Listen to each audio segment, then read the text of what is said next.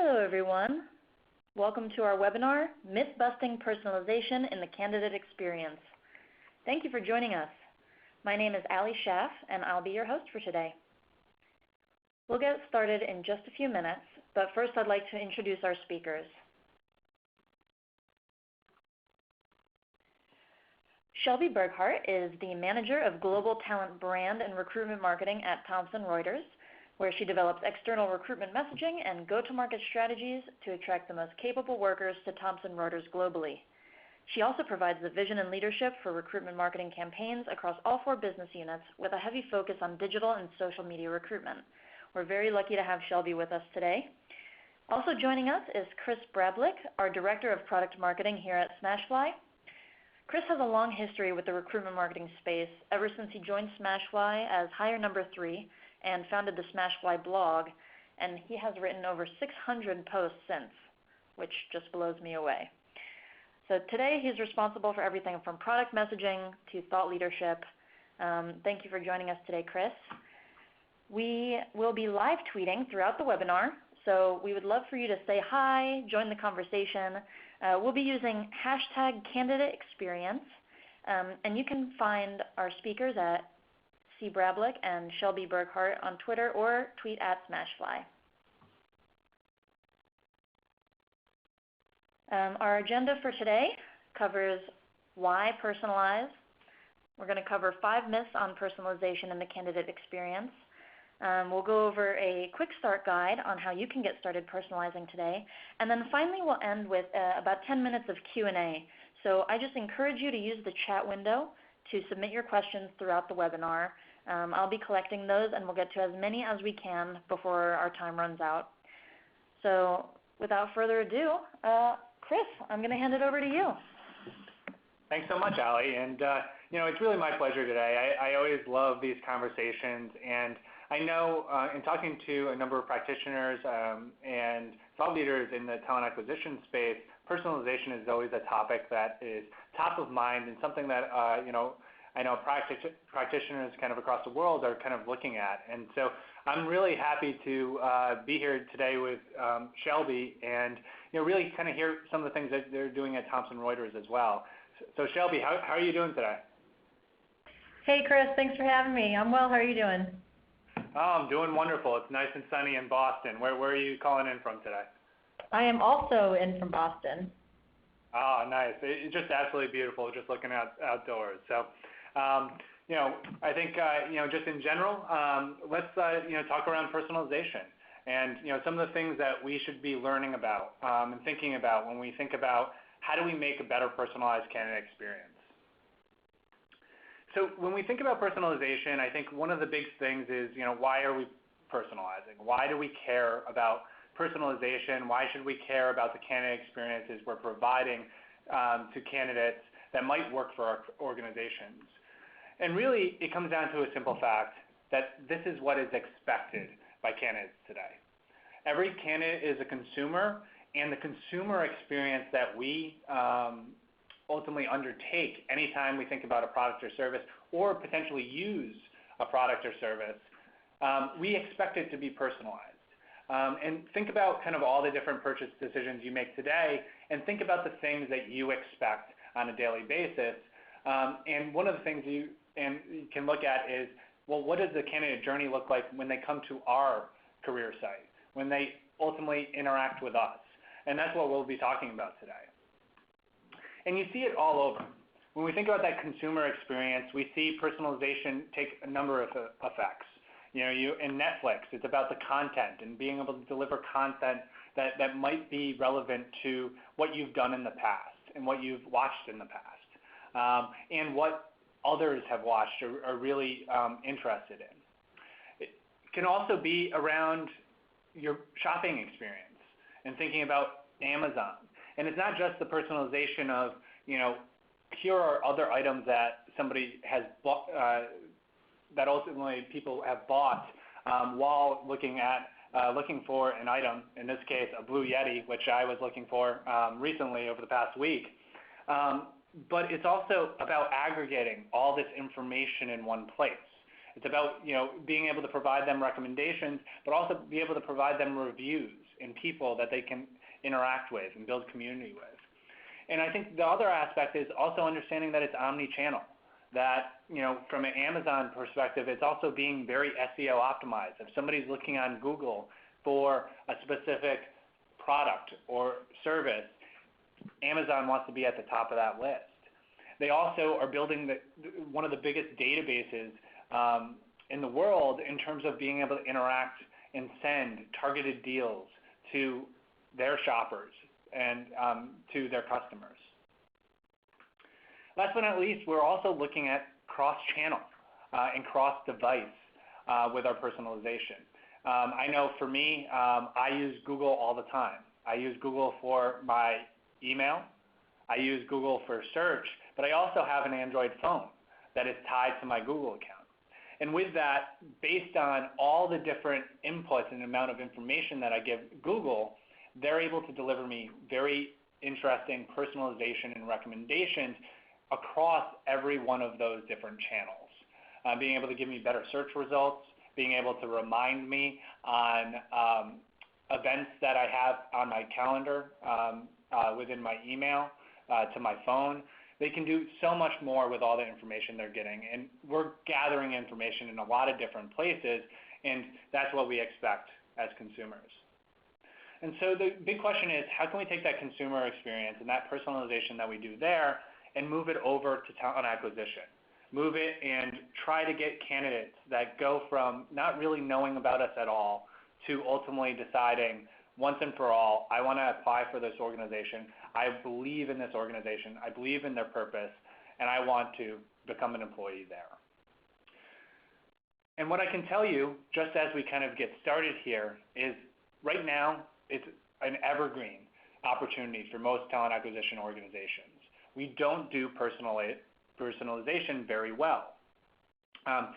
When we looked at the recruitment marketing report card, which we did the second annual this year, which if you go to smashfly.com, go to the resources section, you can download that report for a lot of interesting data points. But what we saw is that when we came to personalization in terms of content dedicated to specific audiences, in terms of candidates really being able to choose the frequency which you contact, between job recommendations on the career site, and the content that we send via email to our talent networks and the people that ultimately opt in to our communications, we're doing a pretty poor job at really providing a good personalized experience. And so today, what our goal is to really provide and to start myth busting. Some of 5 different myths around creating a personalized candidate experience.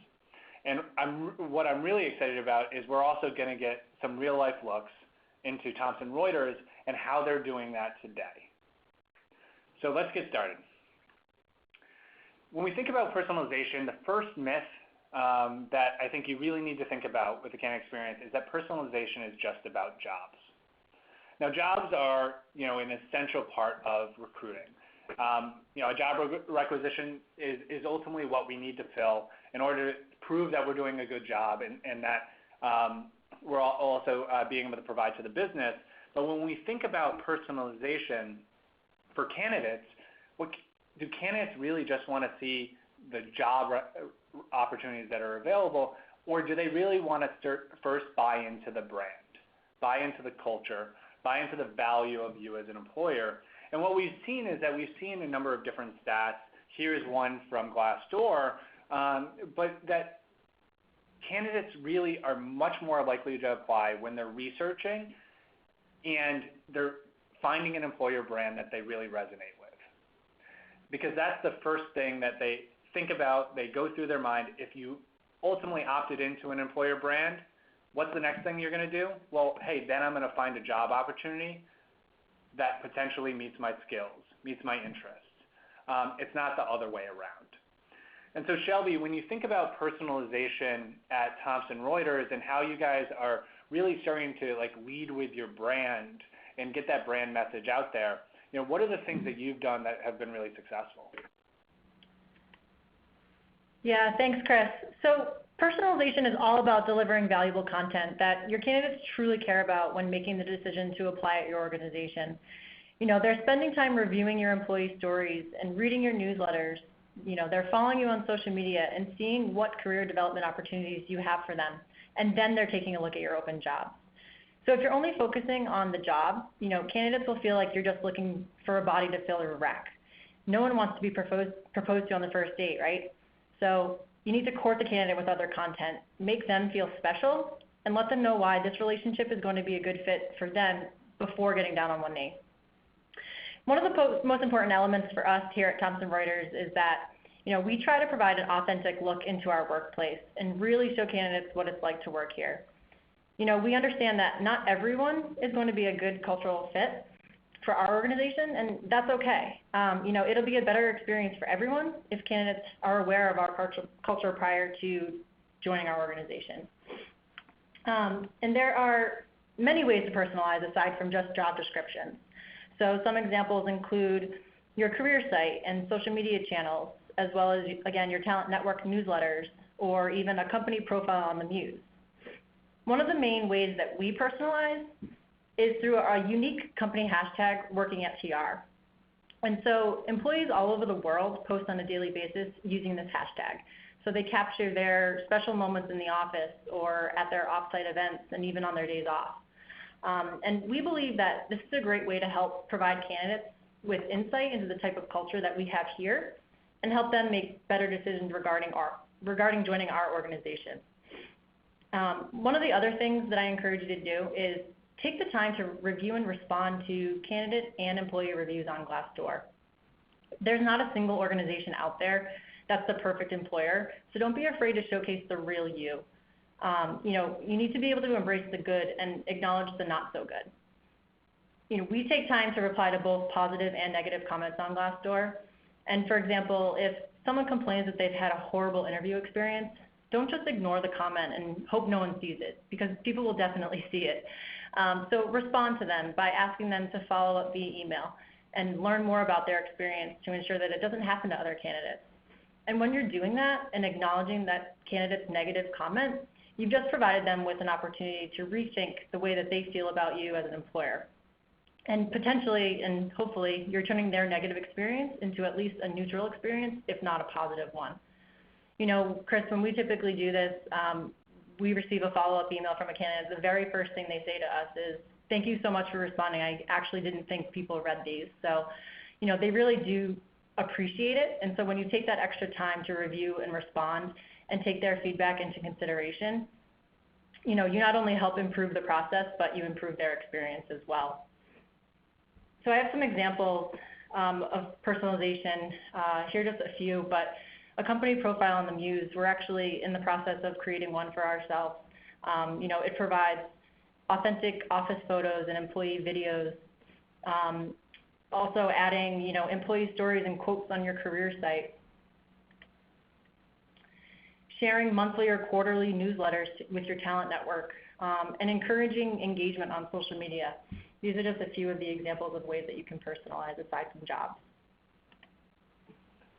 That's great. And there are two things that I think are really important in kind of what you just said. I think first and foremost, I love the reaction you get from candidates by just responding. And, I think part of that is also just like the expectations for candidates. They don't expect a response. And, as you can do that more frequently, then that just ultimately kind of up-levels your candidate experience as opposed to any other corporations or organizations that they apply to.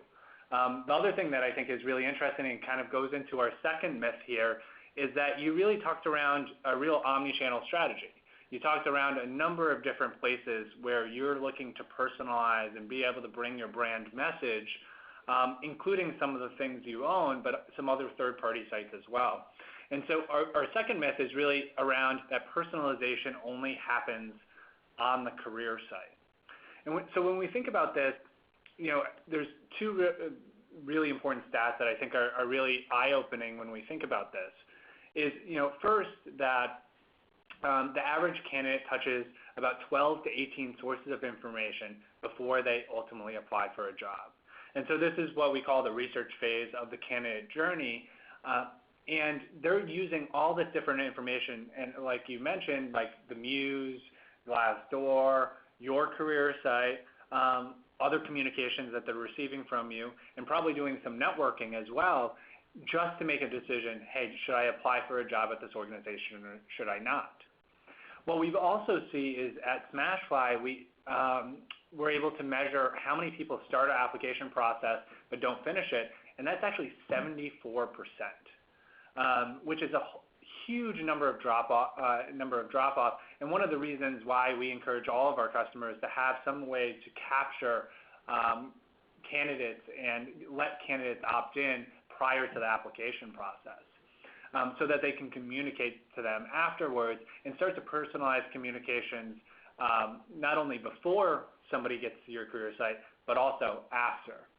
So Shelby, when you think about kind of this journey and the candidate journey just in general and all the different touch points that can be more and more personalized, what do you think about the journey? What are the things that you're really focused on? Yeah, Chris, and thanks for sharing those statistics. I find it fascinating that candidates touch 12 to 18 sources before applying. That seems like a lot. And actually, when I first read this stat, it made me think about my own personal journey to Thomson Reuters. And when I took some time to think about it, I realized that I actually had 14 different touch points before I applied for my role here about 3.5 years ago. And I've outlined my personal journey here, which I'm sure looks very similar to the path that a lot of candidates do take today. And you can see that there's a way to personalize almost every single stage of the candidate journey. And it's really all about being present where the candidate will be looking for you. So I won't walk through all of this, but these channels include, not only your career site, but your social media channels, career resources like Glassdoor, LinkedIn, and even the Muse, employee stories and reviews, emails from your talent networks, retargeting ads, and there are so many more. Yeah, it's great to just visualize that and really kind of look at that. I think, in general, you can see that it's a number of different channels, some that Thomson Reuters owned and ultimately controlled, and others that they kind of participated in. And there was content along the way, as well as recruiter involvement along the way. So it really shows how all of this goes together to start to form that candidate experience kind of in the candidate's mind, and ultimately how it influences that decision to apply or not apply. And so that's really, really interesting kind of looking at that experience. All right, so we've gone through 2 myths already. So our third myth kind of goes along with our fourth myth. And so, myth number 3 is what you'll see is that personalization isn't just hi, first name, and an email. For most email clients, for most marketing tools, we can do some sort of personalization that kind of is able to provide a thin level of personalization. But if you just stop there, you're kind of missing the point of being able to bring your brand message in the right way at the right time. But on the other side of it, when we talk about myth number 4, that true personalization means every individual sees something different, that might be even overkill. So when we think about personalization and kind of that give and take between how can we go from 0 personalization to going 160 on the highway with personalization, there's a growth process around that, around segmentation, around starting to really think about the audiences that you're looking to attract and the messages that they really care about. And so, Shelby, when you're starting to think about this with Thomson Reuters, what are the things that you really have been doing to start to learn more about the audiences you guys are ultimately looking to hire? And then ultimately how you can deliver better messaging, better personalization, and deliver your value and brand in better ways. Yeah, absolutely, Chris. I mean, there are many ways that you can personalize via segmentation. At Thomson Reuters, we currently segment our career messaging by job function. I'm just going to pull up some examples. So you can see here, I mean, we focus on areas where we hire the most. So this is an example of sales, but looking at sales and technology professionals and how to speak to them directly and a little bit differently, depending on what they're looking for. We also take a look at various career stages. So we offer robust graduate programs as well as formal internships. And so we focus targeted messaging for our early careers professionals. And of course, we then take a look at how we should be communicating to candidates based on their country or region. And it's always interesting to see how, depending on where they are in their career or where they're located in the world, candidates are always looking for something a little bit different. And one of the ways that we determine our messaging is actually through our applicant and candidate surveys. So we send a survey to 20% of all of our applicants, and we also actually survey all of our candidates who have had at least one interview with us. And in those surveys, we ask a series of about 10 questions or so. And an important focus question that we ask is, what are you looking for in an employer? And then, what are we doing well here at Thomson Reuters, and where do you see that we need to improve? So then we provide them with about eight different options, from work-life balance to corporate social responsibility as an example. And we ask them to rank them 1 to 8 in terms of importance for them, as well as where we're doing well and where we need to improve. So we then analyze that data on about a quarterly basis, and we take a look at it on a global scale before breaking it down by job, family, and country to really determine our segmentation.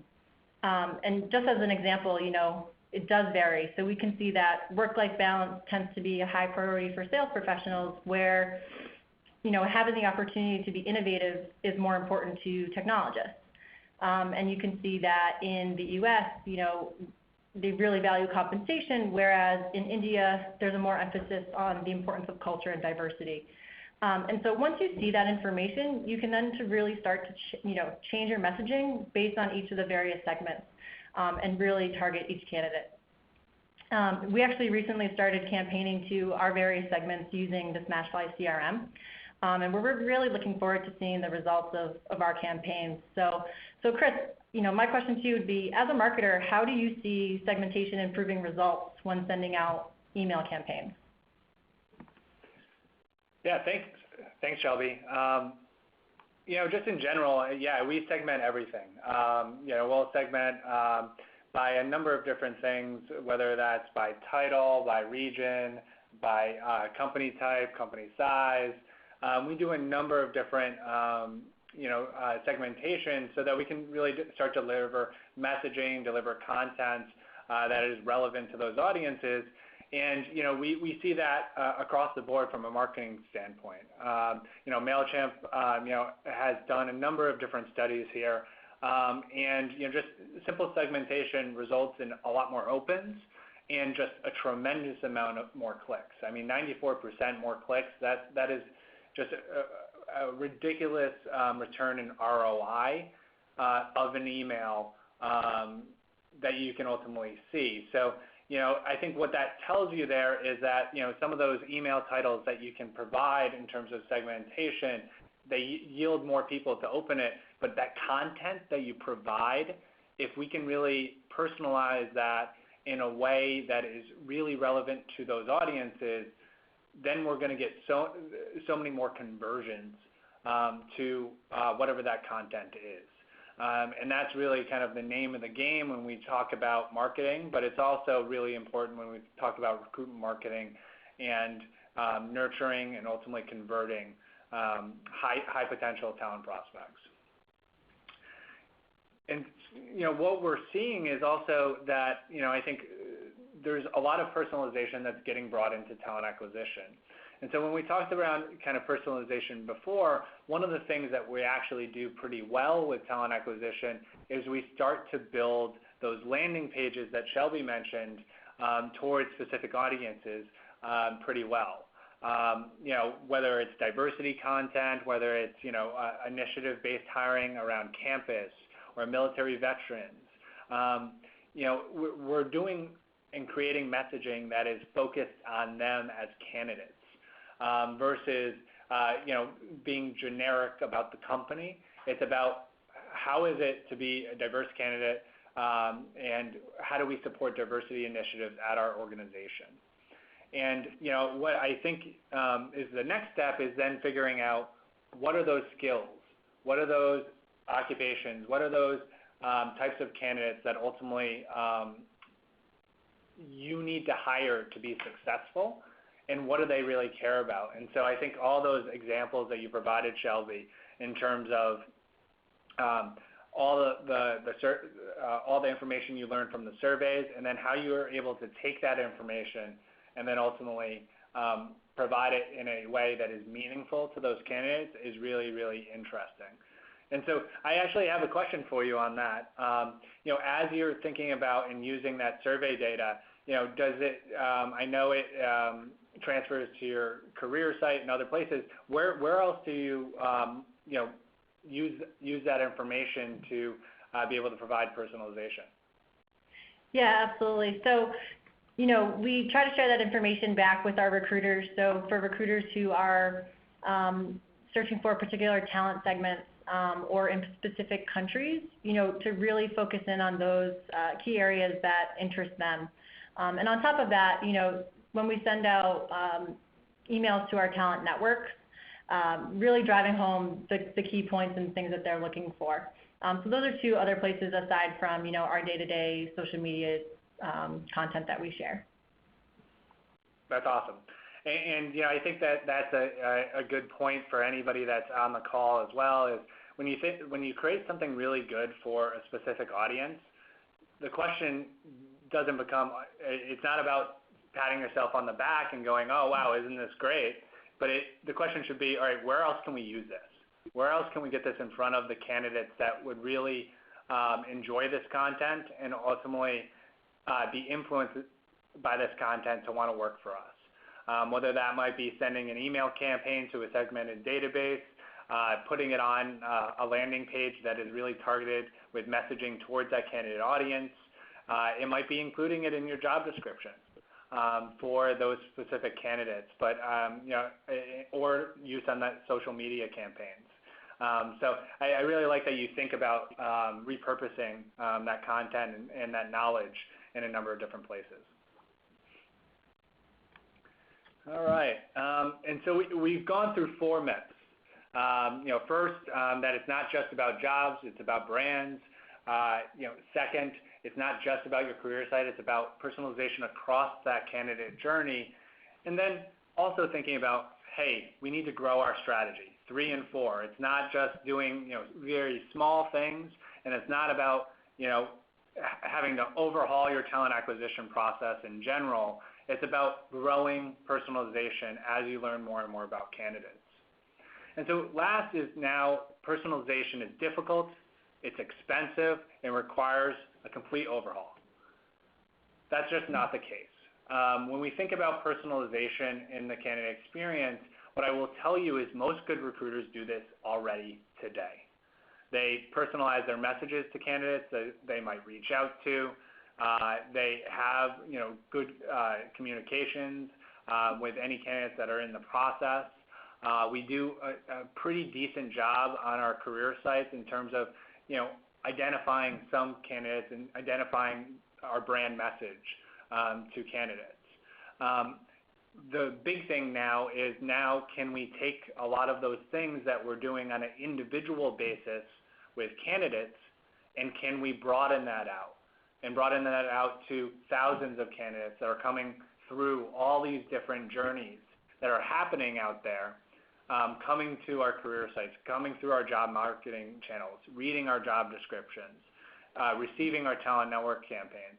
And can we make sure that those are consistent and they feel very on message for every one of those candidates that are coming through?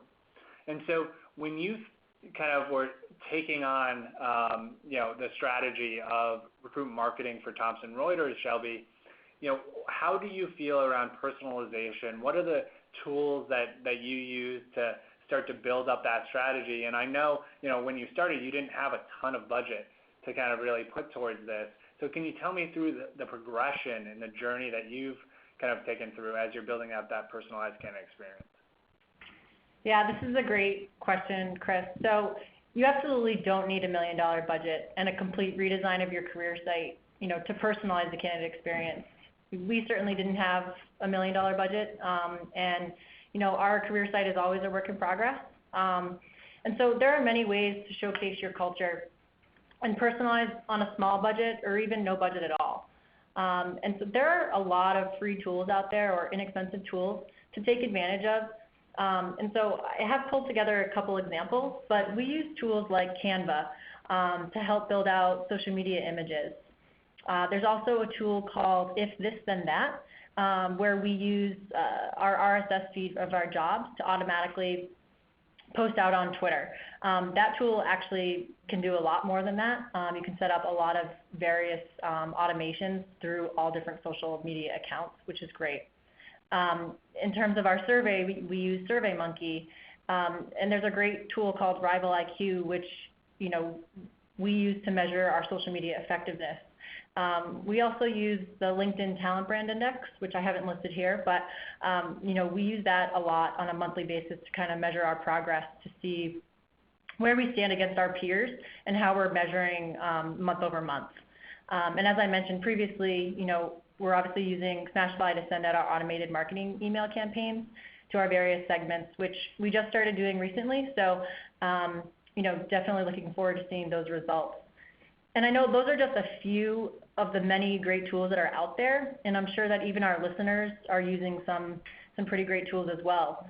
And in fact, if there are other tools that you're using, I encourage anyone on the call to go ahead and share them with us in the chat box.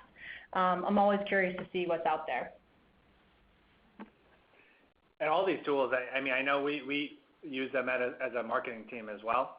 And it's about just making sure that what are the things that you really need to know about your strategy. And I know at Thomson Reuters you're all data geeks over there, and really trying to leverage data to really understand your strategies, and be able to communicate what's working and what's not. I know at Transform, you gave a presentation as well that was really interesting in that regard. So when you think about kind of the strategy and all these different tools and kind of your progression, was there anything you don't kind of start with a fully personalized strategy or candidate experience? Were there candidate groups or types that you really kind of focused on first, Shelby?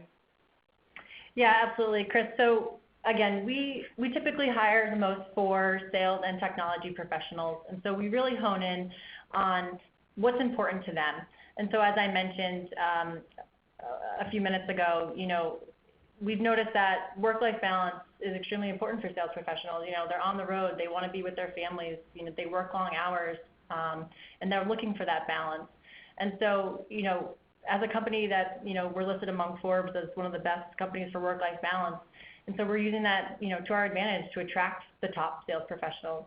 And then when it comes to technologists, it's important to them to have the opportunity to innovate. And so, internally, we have tons of resources where we provide everyone in the organization the chance to be innovative and do work that matters. And so, really telling that story to that particular audience, is so important to try to make sure that, they know what we do and how, they can pursue both their personal and professional passions here at Thomson Reuters. No, I love that, especially targeting, the roles that you hire on at the most consistent basis. I think that's where you really need to start. When you think about that is, pick out a few roles, a few skill or candidate audiences that you can ultimately start to try to personalize, and then start to build from there. That's a strategy that I know a number of our customers have started when they're kind of going down this personalization journey. Is starting where there's the most pain, and then as they learn more, as they have success, they're able to bring it to more candidate audiences and a larger group of candidates across their journeys. All right, so we went through a number of different things here, and I'll thank you for all the people that contributed tools out there. I know we saw a number of there, so if you're looking at the chat, there's a number of other tools that are awesome that you can kind of look at and potentially use. So which we can mention, a little bit later, as we go through this. So, just in general, just to, kind of summarize what we've just talked about, first of all, what is personalization? Well, it's not about jobs. It's about your brand. It's about your message and really communicating that to all candidates. And it happens on way more channels than just your career site. It happens well before, and it can continue well after if we have the right strategy in place. It's also much bigger than just hi first name and the lowest degree of personalization, and probably isn't just totally out of reach either. We can grow into personalization and grow our strategy to be more personalized by the day with the information that we learn and the successes we have. And last but not least, that personalization doesn't have to be difficult. It doesn't have to be expensive. You can start doing it today. And I know, Shelby, from your experiences, in really kind of delivering that personalized candidate experience, you had a few kind of quick start guides for anybody listening on the call. Yeah, absolutely. And I hope these are helpful. So first and foremost, start small. At Thomson Reuters, we've been building out our employer brand for years, long before I even started working here. And it will always be a work in progress as things continue to roll out. And think about all the channels that you have to work with and focus on one or two. So start really small. And then from there, you can begin to build out each channel successfully before moving on to the next. And then, of course, find out who your audience is. So what areas are you hiring for the most? When you're fully aware of that and comfortable with your segments, that you can then focus on building out your personalized messaging. One way to do that, as I mentioned, is to survey your applicants and your candidates. If you're not doing so already, I highly recommend you start. It's been such a huge tool for us and a great resource as not only a benchmark and to kind of show us where we want to be, but it'll help you determine what your candidates are looking for. And you can use that data to adjust your messaging and even, like I said, educate your recruiters on how to speak about your brand to individual segments. And once you have that down, take a look at your existing content and repurpose it. Don't recreate the wheel. You probably already have more content than you know what to do with. Take a look at your company website, at your blog, at your career site. Scan your intranet. I'm sure there are things in your company intranet that you aren't sharing externally. Reach out to those folks, ask them, if that's the type of content that you can share out either on your company blog or even, on the LinkedIn blog, things like that. So share anything that may be relevant to your candidate segments. And then lastly, make sure you're engaging with your candidates. They're people, and if they're taking the time to apply for your job, make sure they're receiving some form of communication.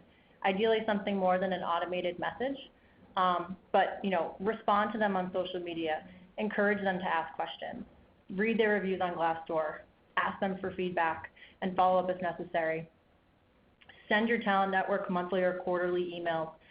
Provide them information about what's happening in your organization, information about your organization, and how they can really picture themselves working there.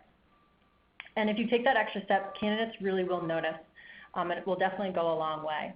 And then last but not least, you got to be patient. Building out a great personalized candidate experience requires a lot of time and effort, and it definitely can't be done overnight. So I encourage you to come up with a solid strategy and stick with it, and I promise it'll make a big difference. Awesome. Shelby and Chris, thank you for joining us today. I loved listening to your presentation. So before we jump into the Q&A, I know we had a bunch of tools shared in the chat. People mentioned Venngage with 2 N's, Hootsuite, and Yesware. And I'm sure there are a ton more out there. One question was, can you clarify again, Shelby and Chris, what if this then that is used for? That was one of our questions. Yes, so there's a lot of different options that you can do with if this then that. We personally, how we utilize it currently is we take an RSS feed of our latest jobs, and so we set it up so that essentially, if a new job is added to our RSS feed, it automatically gets tweeted out of our corporate Twitter account. And so there are many different ways that you can use it. Another example would be if you post a new Instagram on your corporate channel, you can automatically have that then sent to your corporate Facebook page. Or if someone mentions you on Facebook, you can have it emailed to you. There's a whole lot of options there, and it's a free tool, and I definitely encourage you to check it out, because there's a lot of things that you can do with it. Yeah, and I know I use it for, for our blog. I use the RSS feed, and then it automatically shares out any new blog posts to my Twitter feed that come out that I ultimately write. So, there's a lot of different things to do it, but it's a really interesting automation and aggregation tool. Awesome. And we actually just received like a notice from someone in the chat that the If This Then That page is actually temporarily down right now, but there's a web address where you can get an alert when they're back up. So that was, thank you for coming through on that. I'm sure some people were trying to check them out now, so that's very helpful. I will send that out into the chat. In terms of our next questions, so for your candidate experience survey, Shelby, can you speak a little bit more to that? I mean, who does that get sent to? Is that to all candidates, or only the ones you make an offer to? Yeah, so we actually send the same survey to two different segments. So we send it to 20% of all of our applicants. So that 20% is actually at random. We receive hundreds of applications for each of our jobs, so we don't send it out to every single applicant. So it's a 20% of our applicants, and then it actually gets sent out to every single candidate who has had at least one interview with us. So that's typically how we measure. So we almost do how does the market view us prior to joining or prior to applying to our organization, and how do they view us after speaking with our recruiters and going through our recruitment process. And it's really interesting to see the different ways that comes through. So for example, a lot of candidates don't realize that we have great work-life balance. So when they fill out the application or fill out the survey when they're applicants, they say, maybe Thomson Reuters might not do that so well.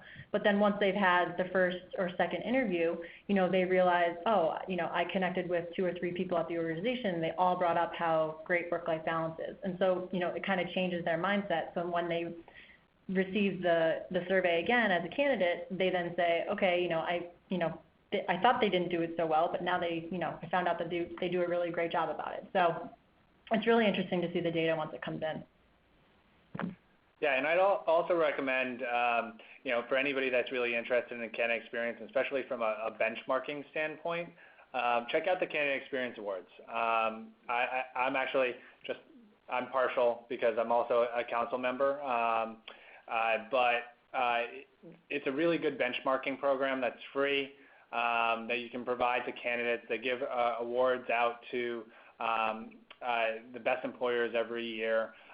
But the best part of it is they provide data to you across all of the surveys that are taken. So, there is a commitment on your part to be able to survey certain candidates and be able to do that.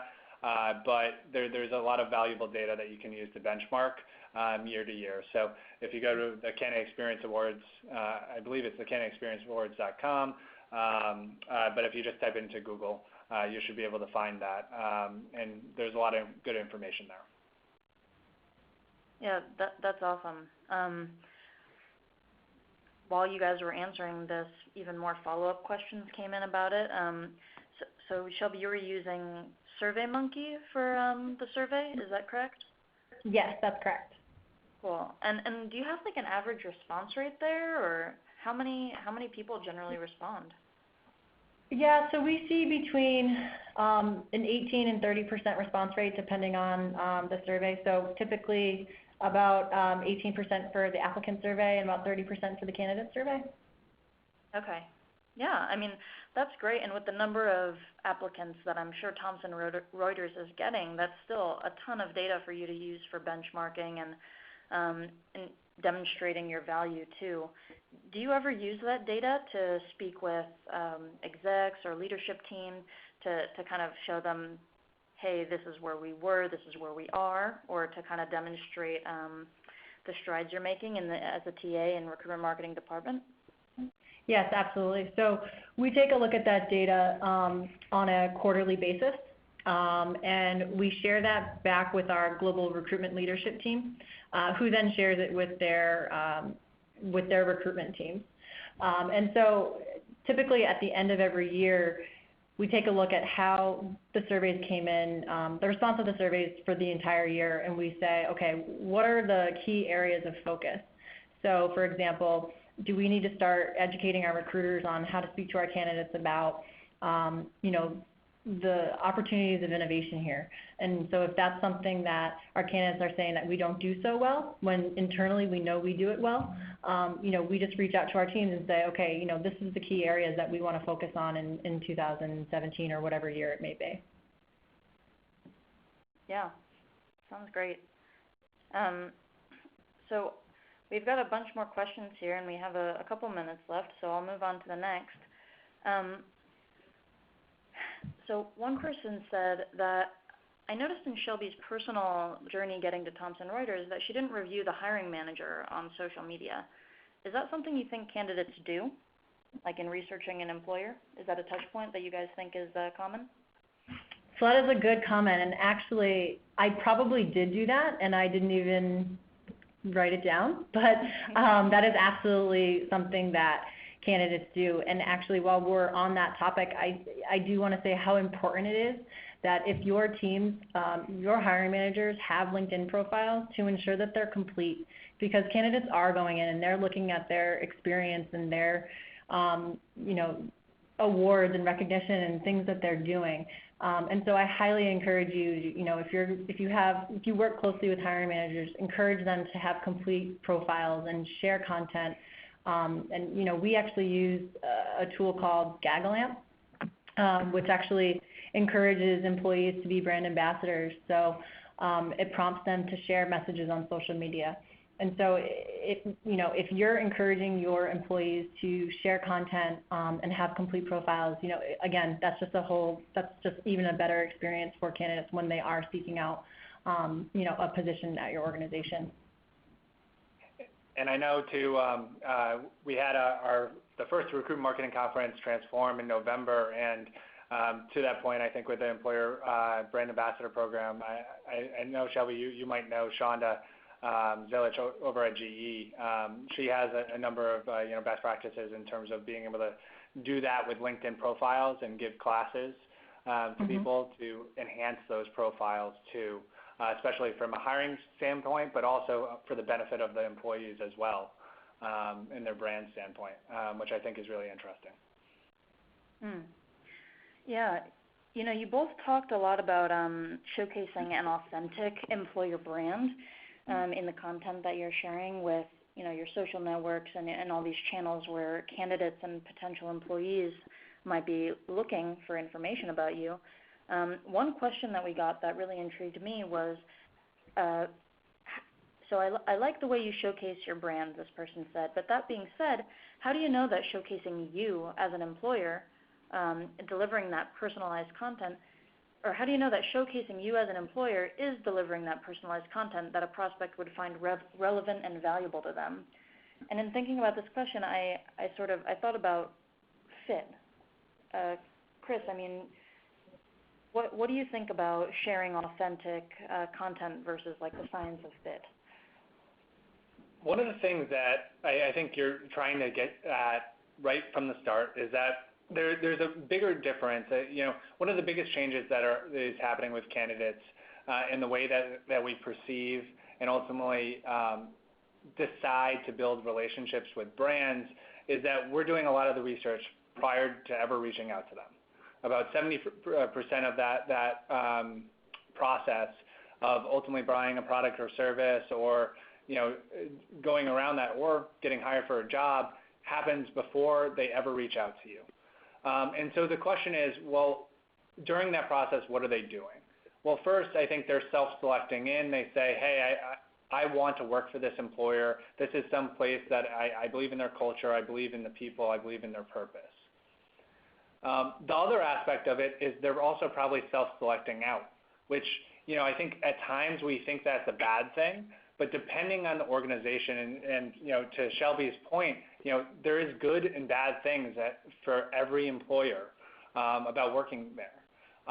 You want employees that embrace the good things and that the bad things aren't necessarily, deal breakers for them. And so the more transparent I think you can be on the front end of really understanding the value, understanding why your employees really want to work for you, and then being able to be transparent on the front end, it really helps to make that fit better and makes more of those fits that ultimately stay at the organization longer and help you grow as an organization. Shelby, I don't know if you have any thoughts on that in terms of the transparency with your brand at Thomson Reuters. Yeah, absolutely, Chris. And we're actually working on generating new employee stories for our career site. And as I mentioned earlier, authenticity is so important for us here at Thomson Reuters. We're not trying to pretend to be something that we're not. And so one of the most important things that I think that we do is, we reach out to all of our employees and we encourage them constantly to share feedback, share their stories, and what they enjoy about working here, because it needs to come from them at the end of the day. Candidates don't read corporate jargon and think that that's really how it is. So by sharing those personalized stories, whether it's through just quotes or videos, that's really the best way that we can do it. And actually just the other day, I just sent out an email to about 30 or 40 people that I just work with on a daily basis and just said, hey, can you respond to these 3 questions? And, I got 20, 25 responses. And so now I have a ton of content and actual authentic employee quotes that I can utilize on social media. So it's little things like that that don't require a lot of effort that really provide that authentic look into the organization. Yeah, I think that's right there is just a gold mine. Even asking some of your peers and colleagues to, answer a couple questions like that is a great way to generate content. Shelby, do you ever find that you are sharing or generating content that's not necessarily about Thomson Reuters or working there? I know that we kind of touched a little bit on sharing content other than open job requisitions or job alerts with your talent networks and things like that. But is there any other kind of maybe more general content that you can suggest? Yeah, so we share industry relevant content as well. One of the important things that we're doing this year is we actually have business resource groups that we typically don't talk about externally a lot. And, our business resource groups are essentially employee organized networks. And so that's everything from our early careers network to Pride at Work. And it's things that employees do outside of the office and on their own time, but together. And so things like that we typically don't share. And, we've come up with a strategy this year to say, why not? These are the things that our employees are doing outside of the office, and sharing that type of information in addition to, obviously the industries that we serve. So financial and risk, legal, tax and accounting, and news, of course. And I'd also just add there, your marketing team has a ton of content that they share on a regular basis that can be used and repurposed to your candidates. I'm not saying that all of it transfers, but I'm sure there's a wealth of content that's out there that is available that you can repurpose. Yeah, absolutely. And Chris, on that note, we actually have, obviously, Thomson Reuters has hundreds of products. And so, even from a corporate level, we don't know everything that goes on. And so one of the things that we do is, we partner with our marketing teams and we say, okay, how are you engaging with your consumers and your customers? And we kind of take those stories and we say, if you want to work on products that are affecting the world, come join us. And so while it's marketing our product, it's actually also marketing us as an employer as well. Awesome. Well, I figure a great place for us to wrap things up is with the question, how do you measure your candidate experience initiatives, or how do you measure personalization, basically measuring the success of these initiatives? Chris, I don't know if you want to start us off there.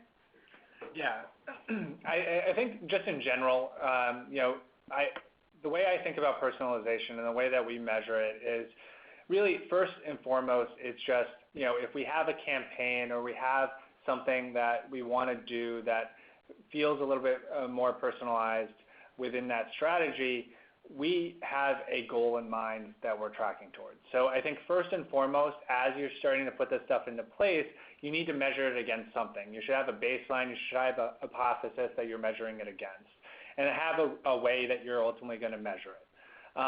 That being said, is you're probably going to also have some global strategy measures of, is this increasing the amount of hires that I'm getting from these channels, or is it increasing the number of applicants that I'm getting, depending on what type of roles that you're really looking to enhance here. And then there's probably going to be even a little bit more kind of campaign level metrics around email campaigns.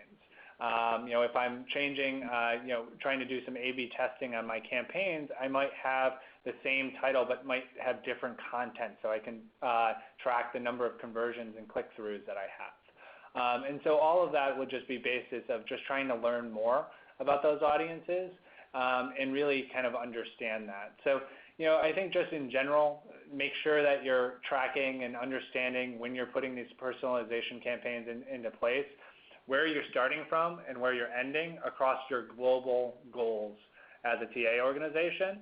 And then also on the campaign level, just trying to get better about learning what type of content works, what type of messaging works a little bit better. And Shelby, I know you have probably a number of other things that they should be looking at too. Yeah, absolutely. And of course, this is the hardest question because there are so many different ways that you can measure this. But I did mention earlier the LinkedIn Talent Brand Index, and I saw a few questions come in about it. We have our paid profile, our paid company profile, and if you have that for your organization, the Talent Brand Index is free. I encourage you to reach out to your account rep if you have an account rep and ask them for that information. There's a lot of great data in there, and as I mentioned, we receive it on a monthly basis, and so it really shows us how we're measuring up against a set of peers and how we're tracking month over month. And again, they base all of their data off of who's searching for your company in the search box, who's looking at your jobs, who's reviewing your employee profiles, and it's a really good way to kind of see how your brand messaging is really getting out there and your brand awareness is increasing time over time. The other key point that I want to point out is again, we just launched with SmashFly about a month ago, and one of the things that we're doing is if a candidate falls off of our application process before completing the application, we have SmashFly, we have it set up so that 72 hours after that happens, SmashFly will actually automatically follow up with that candidate and kind of prompt them to complete their application. And, again, in the short time frame that we've been live, we've already seen a huge uptick in the number of applicants who have completed the application just because of that one email. So, there are little ways that you can continuously monitor, but as Chris said, benchmarking is huge and trying to figure out where you want to grow and focusing on those points. Awesome. Well, great answers from both of you. Thank you so much for staying with us these extra, 15 minutes to answer the questions that came in. Everyone, thank you so much for joining our webinar today. We will be following up with you shortly via email to send out the recording and slides. And thank you and have a great rest of your day. See you again soon.